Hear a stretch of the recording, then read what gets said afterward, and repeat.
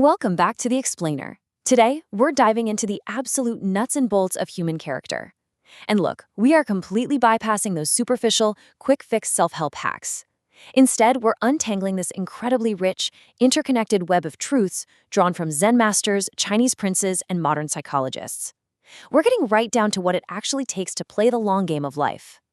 Now, this anonymous quote right here, it isn't just some comforting, feel-good sentiment. It is literally the load-bearing beam of our entire moral engine. Seriously, everything we're talking about today rests on this single crucial distinction. Because if you strip this away, all your resilience and strategy basically just collapses into cynicism dressed up as virtue. It's the ultimate test, isn't it? I mean, what actually happens when no one is watching you? If we're only acting a certain way for the reward of recognition, the audience clapping, the A on the paper, the big promotion, we immediately lose our way the absolute second that audience disappears. Doing good has to be a way of being way before it's a way of doing. If your motive is purely external, your character is quite frankly incredibly fragile. Section 1, the moral engine and the sober mind. Let's see how we actually cultivate this internal way of being. To really understand our quality of attention, picture this brilliant little parable from the spiritual teacher Anthony de Mello. A confused student walks up to a Zen master and asks this massive, heavy question: where can I find God? The master simply looks at him and says, "He's right in front of you." The student is completely bewildered, wondering how on earth he's missing what's supposedly right there in plain sight. And the master hits back with this stunning counter-question: why does the drunkard fail to see his home? It's such a brilliant illustration of the human condition. He's pointing out that our ordinary, everyday consciousness is basically blinded. We completely miss what's right in front of us because we're intoxicated by the grinding, nonstop noise of our own self-concern, our fears, and our egos.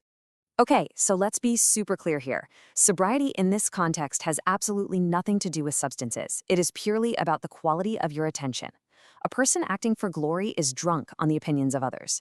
Their attention is entirely fractured between doing the thing and worrying about how they look doing the thing. But the hero, the one acting for good, they are truly deeply sober. Their mind is quiet and their attention is completely whole. Section 2, teaching through being. Because once you're actually sober enough to see clearly, it changes everything about how you interact with the world.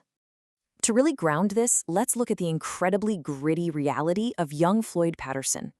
By every external measure you could think of, this kid was a lost cause. He was furious, he was stealing, and he had this self-loathing so intensely deep that he actually scratched out his own eyes in a photograph because he just couldn't bear to look at himself. The standard institutions threw up their hands and labeled him unmanageable. But then, he gets sent to a boys' commune in upstate New York, run by a psychologist named Dr. Papanek, who practiced a radically different philosophy. Dr. Papanek understood something profound. Punishment only teaches a kid how to punish, and scolding just teaches them how to scold. You literally cannot teach what you do not embody. Think about it. If a parent lectures their kid on patience while actively screaming at them, the kid just learns impatience. The lesson is always, always your behavior. Papanek taught cooperation just by making his commune a place where cooperation was the actual lived reality. It perfectly echoes Francis of Assisi's advice: preach the gospel at all times. Use words if necessary. Whether you're running a boardroom, raising a toddler, or managing a huge team, your life and your actions are the actual sermon. Section 3, the interlocking web of character. So these ideas of internal sobriety and external embodiment, they don't just exist in a vacuum. Think of it like a giant interconnected ecosystem. Right at the core hub is that commitment to clear seeing and sobriety, the quiet mind. Notice how everything radiates out from there. It branches upward into how we teach by being and our memory of how we treat people. And then it branches downward into the foundation of our own readiness, staying active in our own rescue with a beginner's mind and knowing when it's time to practically course correct. Every single piece relies on having that quiet mind at the very center. Moving to Section 4, memory and the long game. Let's trace that upward branch for a second, because how we treat others, especially when we think they don't matter at all, ripples out so much longer than we ever realize. Take the wild historical story of the exiled Chinese prince Sheng-Er. While he was wandering around in absolute poverty, some rulers treated him with total contempt, while others showed him profound kindness. Well, years later, the guy unexpectedly returns to power, and guess what? He remembered everything. He handsomely rewarded the people who showed him basic decency when he was a nobody, and he literally marched an army on the ones who insulted him. The long game is real. When you look at this, Robert Greene gives us the gritty, strategic takeaway. We rarely forget an insult, so never assume the person standing in front of you is going to be powerless forever. But Kafka gives us the flip side, which I think is just beautiful. Kindness propagates just as surely as vengeance. Love will always return in new forms. Over the long arc of a life, no tiny act of decency is ever truly wasted. You don't treat people well just because you're terrified of the consequences. You do it because doing good is the whole point. Section 5, Rescue and Readiness. Now we're looking at the downward branches, which means confronting the somewhat uncomfortable reality of personal responsibility. I absolutely love this deliberately abrasive quote from Ryan Holiday. It is the literal opposite of a warm hug. Blow your own nose. But it makes perfect logical sense. If you have to cultivate your own sober mind to see clearly, then obviously no one else can do your rescuing for you either. The heavy lifting of becoming who you're meant to be, that is entirely on your shoulders. You just have to get moving. And Cervantes said the exact same thing. Just, a lot more elegantly. Preparation isn't just about packing an emergency bag. It's the internal work you do way before the crisis ever hits. It's practicing your virtue on a random Tuesday before the real test comes. Because if the storm hits and you haven't prepared, standing still is just a very dangerous kind of sleep. Bringing our full, sober attention to this kind of preparation leads us straight to what Zen traditions call the beginner's mind. It means staying radically open, staying ready, never ever letting your mastery harden into arrogant stubbornness.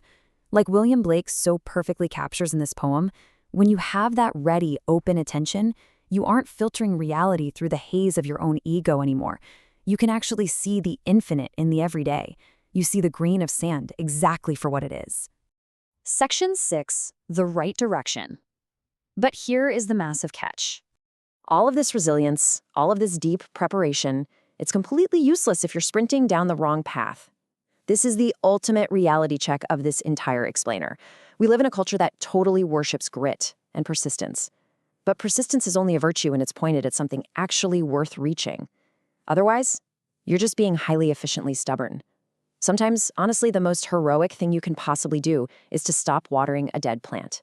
The ancient Han Dynasty historian Sima Qian totally got this. And keep in mind, he lived in a heavily Confucian culture that demanded absolute loyalty and constancy. But his practical realism still shone through. He basically said, look, there is no fixed road, and circumstances are absolutely going to change. True wisdom isn't just blind, grinding endurance. It's having this situational awareness to know exactly when to hold the line and exactly when you need to pivot. Section 7, How to Play Well. Let's pull all these threads together to answer the big question. This traditional Spanish proverb beautifully wraps up everything we've talked about today. Playing well, you never truly lose.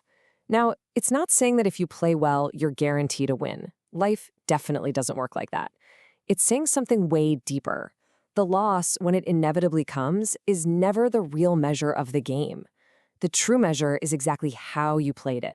So what happens when the applause stops, when the audience totally vanishes and the game ends? Will they say you acted for glory, or did you act for good? Were you seeing clearly, or were you just drunk on your own ego? Asking yourself that question every single day and building the quiet internal sobriety to actually answer it honestly, that is literally the only way to play well. Think about that the next time you're sure nobody is watching.